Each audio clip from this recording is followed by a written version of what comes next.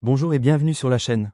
Pour ce nouveau cours de la deuxième partie sur la sécurité incendie, nous allons voir ensemble aujourd'hui, cloisonnement des risques. Le cloisonnement traditionnel, la création de secteurs, la création de compartiments et les cas particuliers des types U et J. Et enfin la partie sur les locaux à risque. Pour commencer, nous allons voir la base.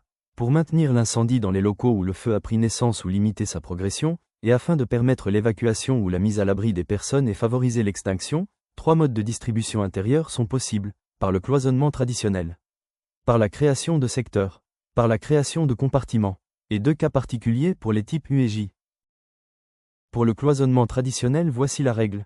Les parois verticales des dégagements et des locaux doivent avoir une résistance au feu concordante avec la stabilité au feu exigée pour le bâtiment ARCO 24.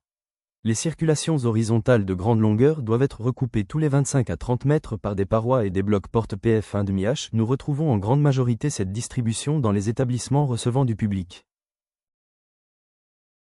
La création de secteurs a pour but de renforcer le cloisonnement intérieur du bâtiment.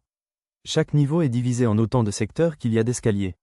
Ces secteurs doivent avoir des capacités d'accueil similaires. Ils sont isolés entre eux par une paroi CF de degré 1 heure. Les dimensions maximales sont les suivantes. Longueur, 20 mètres. Largeur, 40 mètres. Ainsi, la surface totale maximale que l'on peut rencontrer pour un secteur sur un niveau est inférieure ou égale à 800 mètres carrés. Le secteur est mis en place lorsque l'établissement possède un espace libre. Les compartiments sont des volumes à l'intérieur desquels les exigences de résistance au feu relatives aux parois verticales ne sont pas imposées. Chaque niveau comporte au moins 2 compartiments de même capacité d'accueil. Ainsi, en cas d'incendie de l'un des compartiments, les occupants peuvent se réfugier dans l'autre et évacuer par les escaliers protégés. Chaque compartiment comporte un nombre d'issues adapté à l'effectif admissible. Le passage d'un compartiment à l'autre ne peut se faire que par bloc porte en va-et-vient PF de même degré que la paroi qu'il supporte. Un SAS avec des blocs porte en va-et-vient et PF de degré moitié moindre que la paroi qu'il supporte. Chaque compartiment doit être désenfumé.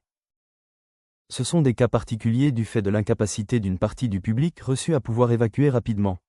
Le niveau de sécurité du bâtiment repose donc sur le transfert horizontal des personnes vers une zone de sécurité proche suffisamment protégée. De ce fait, tous les niveaux doivent être recoupés au moins une fois, quelle que soit leur longueur, par une paroi CF 1 heure ou REI 60, de façade à l'exception de ceux donnant de plein pied sur l'extérieur. Les zones ainsi définies doivent avoir chacune une capacité d'accueil identique. La liste des locaux non accessibles au public à risque particulier est fixée par les chapitres relatifs aux installations techniques ainsi que par les dispositions particulières des différents types d'établissements. Nous avons les locaux à risque courant et les locaux à risque particulier qui comprend les locaux à risque important et les locaux à risque moyen. Les locaux à risque sont des locaux non accessibles au public. Locaux à risque moyen, plancher et parois CF 1 hectolitre. Porte avec ferme porte CF 1/2H. Locaux à risque important, plancher et parois CF 2 heures.